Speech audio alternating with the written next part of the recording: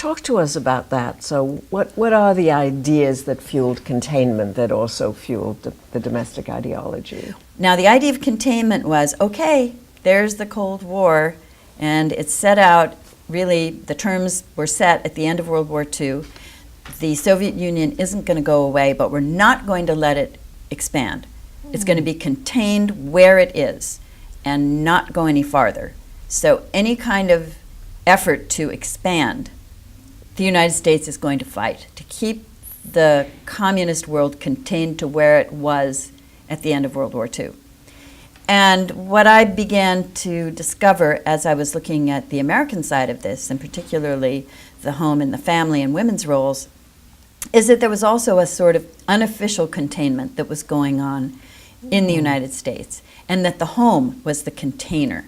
And the home was going to be the place that would both tame and domesticate and discipline all of the really scary elements of the post-war world. And what were they? Well, one was women's emancipation, which had happened during World War II. How are you going to contain that? You can't put that genie back into the bottle.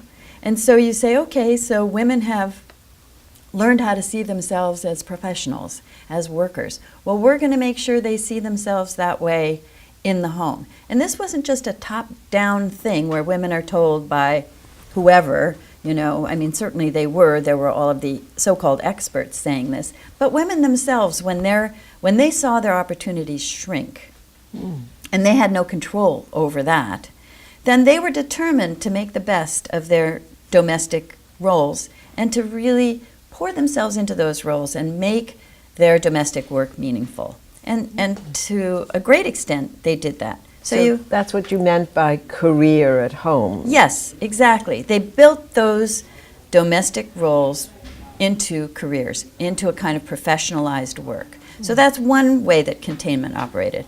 Another fear of the age was the atomic age. And it was similarly a frightening and potentially uncontained kind of reality. And yet, if you look to the home as a way to educate children and plan for protection, then you can also contain that. And consumerism was another worrisome aspect of post-war life. Of course, everyone was happy to see prosperity, but there's a long tradition in the United States of a suspicion of too much luxury and indulgence, that it would undercut the work ethic and make people soft and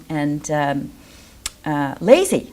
So after World War II, one thing you can do with consumerism is contain it within the home. And remarkably, if you look at the statistics of where people were spending their money, home, family vacations, household appliances, automobiles, things that would enhance home life and family life, they weren't really spending on huge luxuries unless they were very wealthy, like fur coats and lavish, vacations to faraway lands. People were getting in their cars and driving across the country and in the new highways that Eisenhower had built.